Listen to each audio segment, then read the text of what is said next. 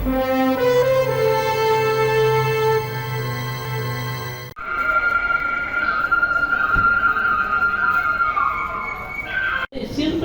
પ્રમાણે 13 ફૂટનો ગર્ભગૃહ હોય એટલે શિખરની કરશા અંબુજા સિમેન્ટના જનરલ મેનેજર શ્રી રામ સાહેબ ગર્ભગૃહ કહેવાય. એ ગર્ભગૃહ 13 ફૂટનો છે. બધું હવે શું તકલીફ થઈ કે મને પપ્પા શિવલિંગ એ મળી જશે.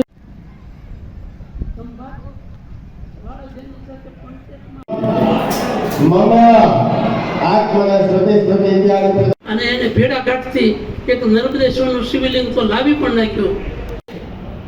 लिंग मिले शिवलिंग स्फटिका मिलता बाद में पानी पीऊं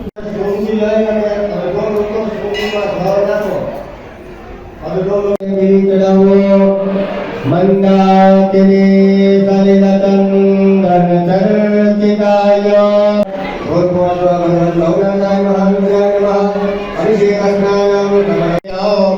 પોતપોતાનું ગોત્ર અટક સાથે આખું નામ મનમાં રાધેમાં શરણાગત જન્મ મૃત્યુ 4 વાર ભગવાનને પાણી પીલાવો. પાદયો હપારિયં દેવા ભગવાન નર્મદેશ્વર મહાદેવ પૂજન કરીએ. શ્રાવણ માસ એટલે શિવ આરાધનાનો સંપૂર્ણ માસ. અને અહીં એક અદ્ભુત અલૌકિક એવું સ્ફટિક મણીનું શિવલિંગ ભગવાન શિવમાં પધારે છે ત્યારે ભાવનગર અને ભાવનગર જિલ્લાના ગામડાઓની જનતા એ સ્ફટિક લિંગના દર્શન કરવા ભાવથી પધારે છે ખૂબ મોટી સંખ્યામાં. અને દરરોજ અમે 4500 બિલીપત્ર એ શિવલિંગ પર ચડાવીએ છીએ. કમળની સંખ્યા પણ 108 જેટલી હોય છે. અને લોકો સ્ફટિક લિંગ અને આવા દર્શન થયા ન હોય તો ભાવથી ખેંચાય અને દર્શને આવે છે, અન્ય લોકોને વાત કરે. એના કારણે અમારે અહીં હરિહર પણ શરૂ છે.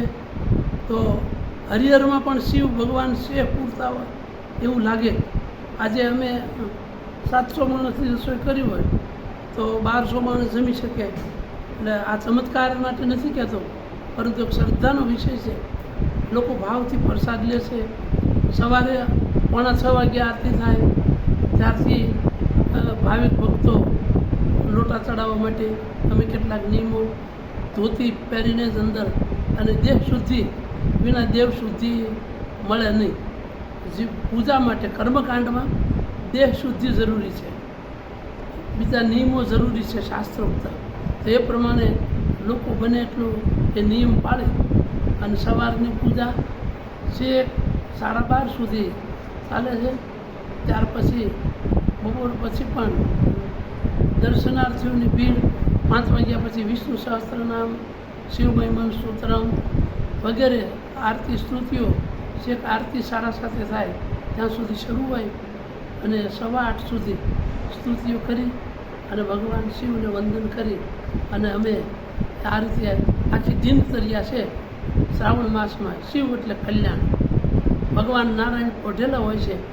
અત્યારે એવું કહેવાય છે શાસ્ત્રોમાં કે જગતના સંચાલન માટે શિવ જાગે છે અને ભોળાનાથ છે એ આશુતોષ છે, જલ્દી પ્રસન્ન થાય.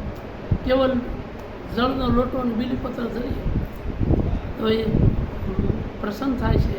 એવા શિવ એમાં લખ્યું છે કે જપ તપ કરે ઘણા સૌ દાન અને ધરે સોનાના છત્ર, પણ શિવજીને વાલું તો એક બિલવેદનનું પત્ર. એવા બિલીપત્રથી શિવજી ઐશ્વર્યના દેવ છે. એને આપણે માનવજીએ મળ્યો છે ત્યારે આ દેહને આનંદથી એને ચરણે ધરી અને માનવદેહ ધન્ય બનાવીએ એવી પ્રાર્થના સાથે જય ભોળાનાથ.